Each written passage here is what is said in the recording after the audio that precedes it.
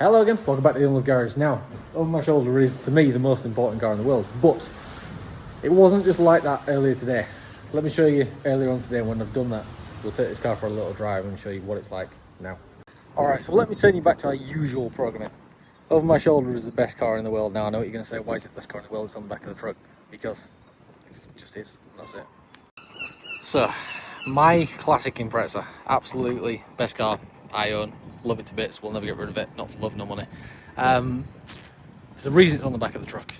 It didn't make it run to its own power, hence the winch that's on it. Let's get it inside and I'll tell you why. Okay, so this is what actually happened with this. So this has been laid up for a few weeks, because quite frankly it annoyed me a little bit, because I thought it was one thing and it turns out it's not. So a few months ago I was driving it and it sort of coughed a little bit and then cut out and then restarted a couple of minutes later. Never understood why that was that. Drove fine for a couple of times after that. More recently than that, I drove it and it completely died for no reason whatsoever as I could work out, but it turned out that it wasn't getting fuel.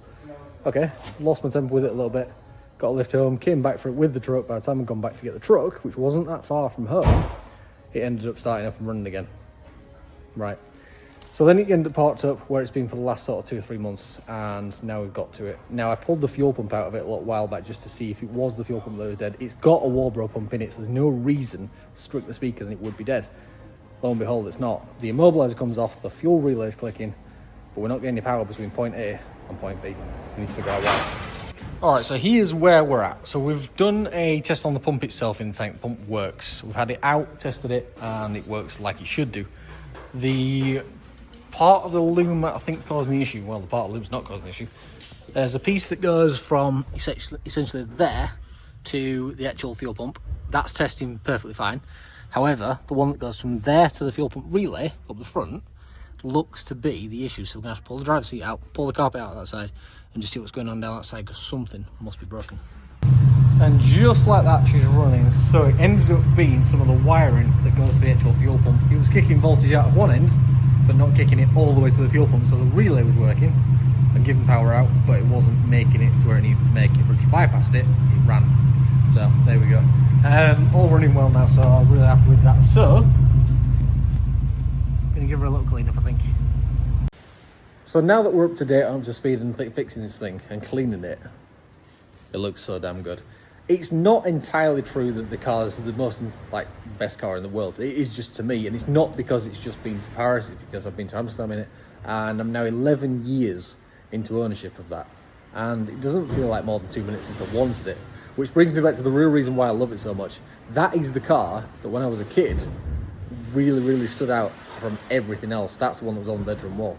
Hence, that's the one that matters the most.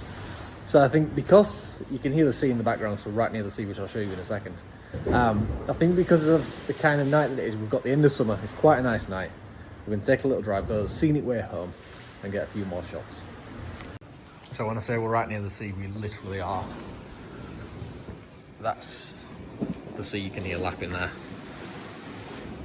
I'm trying to get the camera right, but there you go. That's the horizon and the clouds. And the Scarborough is that pretty little thing over there. Before anybody says it, yes, I know the car's still got the old stickers on it. Yes, I know that I need to update them, and yes, they're like the original ones from when I very first changed the name to Unloved. So, let's get a few more shots around here. Take this thing for a little drive.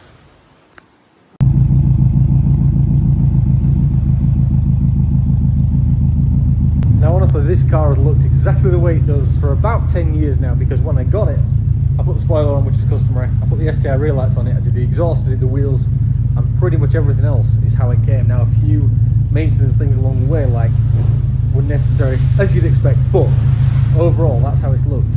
But in the pipeline, it's time for a refresh. I've got a few things I want to change about this car.